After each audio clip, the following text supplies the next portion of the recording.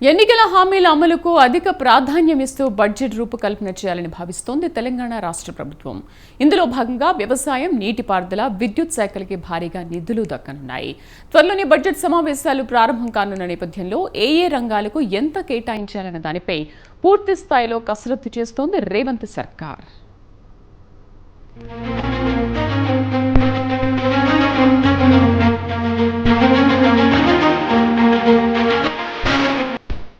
తెలంగాణ రాష్ట్ర పూర్తిస్థాయి బడ్జెట్కు సమయం ఆసన్నమవుతోంది. ప్రస్తుత ఆర్థిక సంవత్సరానికి సంబంధించిన కసరత్తు వేగం పుంజుకుంది.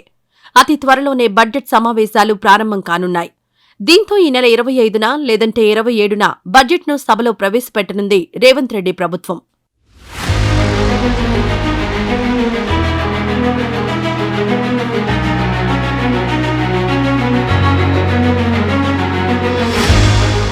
ఇప్పటికే ఓవైపు ప్రతిపాదనలు సిద్ధం చేస్తున్న రాష్ట్ర ప్రభుత్వం కేటాయింపులపైన ఓ అంచనాకొచ్చేసిందన్న అభిప్రాయం వ్యక్తమవుతోంది. అయితే ఈ నెల 23న కేంద్రం బడ్జెట్ను లోక్సభలో ప్రవేశపెట్టనుంది.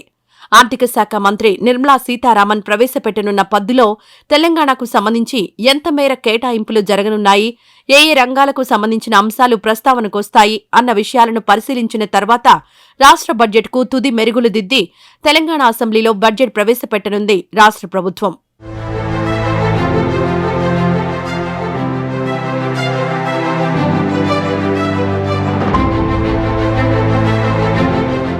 పదేళ్ల తర్వాత రాష్ట్రంలో కాంగ్రెస్ ప్రభుత్వం అధికారంలోకొచ్చింది. అభయహస్తం పేరుతో ప్రకటించిన పథకాలు హస్తం పార్టీ విజయంలో కీలక పాత్ర పోషించాయి. దీంతో ఎన్నికల్లో ఇచ్చిన హామీలను తూచా తప్పకుండా అమలు చేయాలని భావిస్తోంది రేవంత్ ప్రభుత్వం. ఈ క్రమంలోనే ఆ దిశగా కేటాయింపులు ఎక్కువగా ఉండనున్నాయి. ప్రధానంగా వ్యవసాయం, నీటిపారుదల, విద్యుత్ శాఖలకు భారీగా నిధులు కేటాయించనుంది ప్రభుత్వం. అయితే ఇప్పటి వరకు ఉన్న అంచనాల ప్రకారం 90,000 కోట్ల వరకు ఈ 3 శాఖలకే కేటాయించాల్సి ఉంటుందని లెక్కలేస్తున్నారు.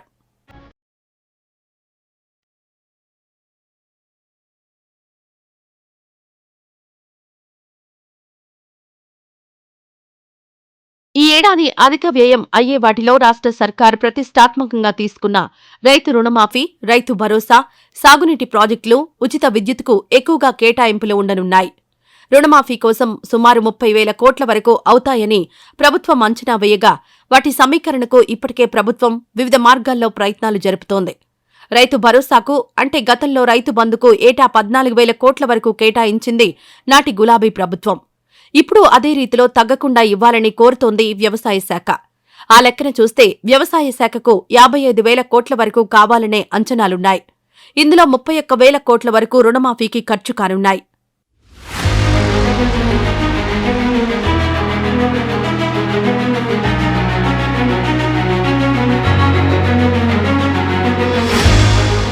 ఇప్పటికే రైతు భరోసాకు సంబంధించిన విధి విధానాలపై దృష్టి సారించింది ప్రభుత్వం.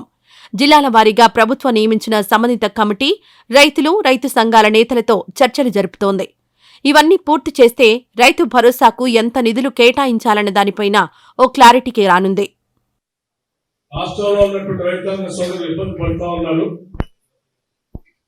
వారందరికీ కాంగ్రెస్ ప్రభుత్వం ఇందిరమ్మ రాజ్యం రాగానే రైతు భరోసా చేస్తాం, ఇస్తాం.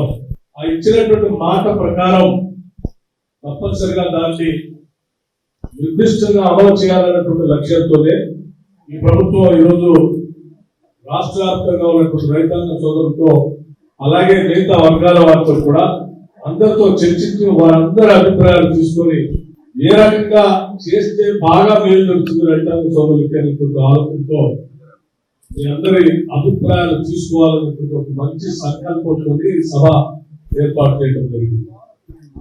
మేమందరం చాలా స్పష్టంగా ఓపెన్ మైండ్ తో ఉన్నాం, చాలా ఓపెన్ మైండ్ తో ఉన్నాం.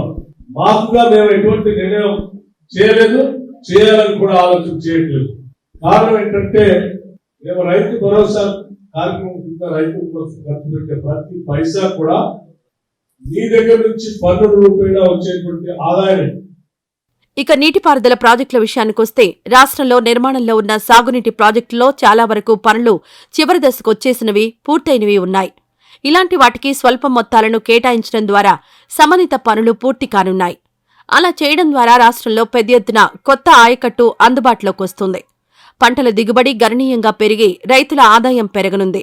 ఇలాంటి ప్రాజెక్టులకు బడ్జెట్లో అధికంగా ప్రాధాన్యమివ్వనుంది రేవంత్ రెడ్డి ప్రభుత్వం. ఇందుకోసం 19,500 కోట్ల వరకు అవసరమవుతాయని నీటిపారుదల శాఖ, ఆర్థిక శాఖకు తెలిపినట్లు సమాచారం.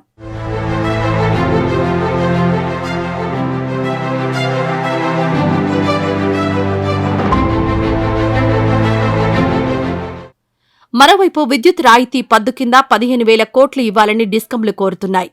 ఇళ్లకు నెలకు 200 యూనిట్ల ఉచిత కరెంటు పథకం కింద నెలకు 150 కోట్ల వరకు అవసరమని డిస్కంల అంచనా. అదే సమయంలో ఇప్పటికే రాష్ట్రంలో ప్రభుత్వం మారిన తర్వాత విద్యుత్ కోతలు పెద్ద ఎత్తున అమలవుతున్నాయంటూ విమర్శలు చెలరేగుతున్నాయి. దీంతో ఆ విమర్శల నుంచి బయటపడేందుకు విద్యుత్ కొనుగోళ్లు చేయాలన్నా, ఆ రంగాన్ని మరింత పటిష్టం చేయాలన్నా పెద్ద ఎత్తున నిధుల కేటాయింపులు ఉండాల్సిన పరిస్థితి నెలకొంది. దీంతో విద్యుత్ రంగానికి కూడా బడ్జెట్లో ప్రభుత్వం పెద్దపీట వేసే అవకాశాలు కనిపిస్తున్నాయి. అయితే ఇక్కడే మరో కీలకమైన విషయం దాగుంది. గత బీఆర్ఎస్ ప్రభుత్వం చేసిన అప్పులకు వడ్డీలు కట్టే విషయంలోనే 100 కోట్ల రూపాయల మేర చెల్లించాల్సి వస్తోందని మహేశ్వరం సభలో చెప్పుకొచ్చారు సీఎం రేవంత్ రెడ్డి. ఒక రకంగా చెప్పాలంటే కొత్త ప్రభుత్వానికి ఈ కిస్తీలు కట్టడం, పాత ప్రభుత్వంలోని అప్పులకు వడ్డీలు చెల్లించడమే సవాలుగా మారిందన్న భావన ముఖ్యమంత్రి మాటల్లోనే వ్యక్తమైందన్న అభిప్రాయం వినిపిస్తోంది.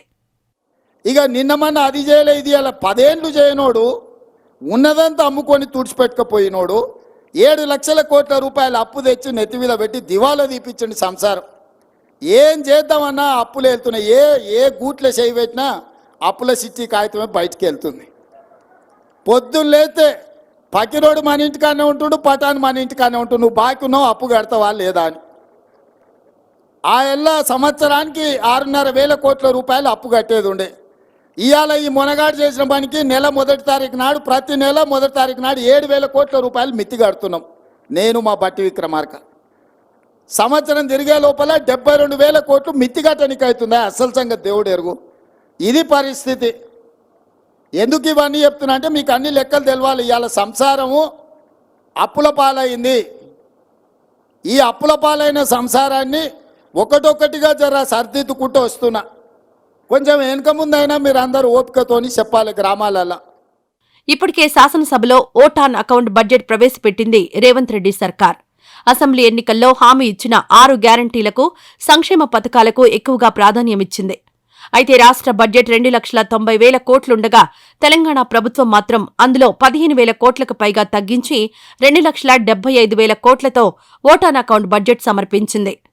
ఇప్పుడు పూర్తిస్థాయి బడ్జెట్ ప్రవేశపెట్టనున్న నేపథ్యంలో కేటాయింపులు ఏ స్థాయిలో ఉంటాయోనన్న ఉత్కంఠ నెలకొంది. దీంతో అందరి చూపు ప్రస్తుతం రాష్ట్ర ఆర్థిక మంత్రి మల్లు భట్టి విక్రమార్కపైనే నెలకొంది.